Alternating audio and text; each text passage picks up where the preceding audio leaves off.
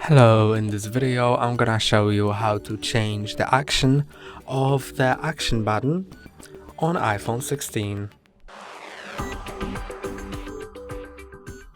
To change the action for the action button, go to settings and then go to action button, and now you can swipe through different actions.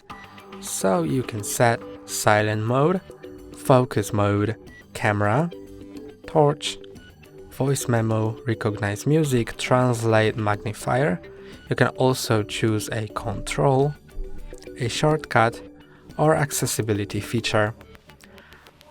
For some actions like focus or camera, you can choose the detailed action.